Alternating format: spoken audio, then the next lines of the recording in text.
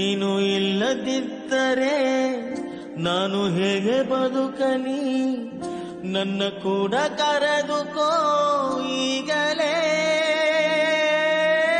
ಅತ್ತರೂ ಯಾರಿಲ್ಲ, ಸತ್ತರೂ ಯಾರಿಲ್ಲ, ನನ್ನವರು ಯಾರಿಲ್ಲ ಲೋಕದಲ್ಲೇ.